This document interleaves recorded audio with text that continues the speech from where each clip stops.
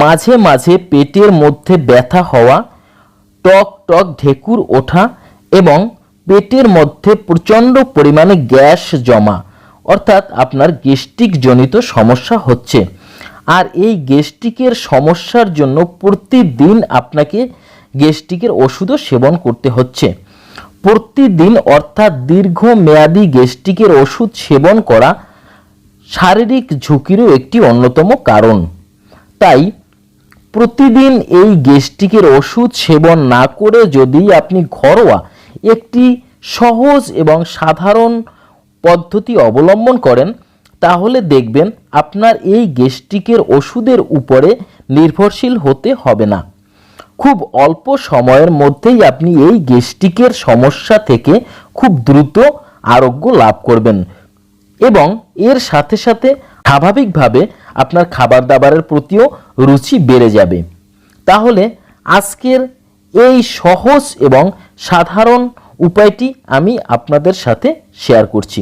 দৈনন্দিন জীবনে অর্থাৎ প্রতিদিন মশলা হিসেবে রান্নায় আমরা জিরা ব্যবহার করে থাকি।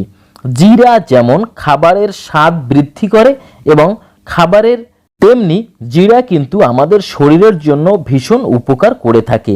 কিন্তু এই জিরা যখন আমরা তরকারিতে রান্না করে খাই, তখন কিন্তু এই জিরার গুণাবলী একদমই থাকে না।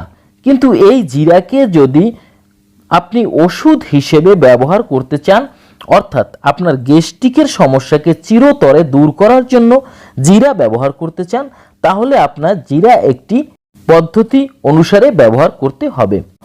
প্রথমে আপনি 2 চামচ পরিমাণ জিরা নিয়ে নিন, অথবা আপনি 2 চামচ পরিমাণ জিরা গুঁড়ো করে অর্থাৎ 1 চামচ পরিমাণ জিরার গুঁড়ো আপনি নিয়ে নিন। এবারে এই 1 চামচ পরিমাণ জিরার গুঁড়োকে 1 গ্লাস পরিমাণ বিশুদ্ধ জলের মধ্যে আপনি ভালোভাবে নেড়েচেড়ে মিশিয়ে ফেলুন। এই মিশানো জলটিকে আপনি প্রতিদিন রাতে ঘুমানোর পূর্বে 1 গ্লাস জিরার জল সেবন করুন এবং প্রতিদিন সকালবেলা ঘুম থেকে উঠে অর্থাৎ বাসি মুখে আপনি 1 গ্লাস জিরার জল সেবন করুন। তাহলে এই জিরাই হতে পারে গ্যাস্ট্রিক দূর করার জন্য একটি অন্যতম উপায়।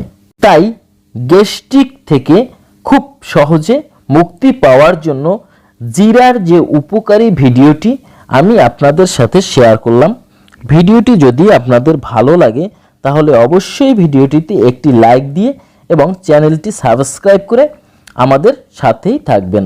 ভালো থাকুন, সুস্থ থাকুন প্রতিদিন, এই প্রত্যাশায় আজকের এ পর্যন্ত।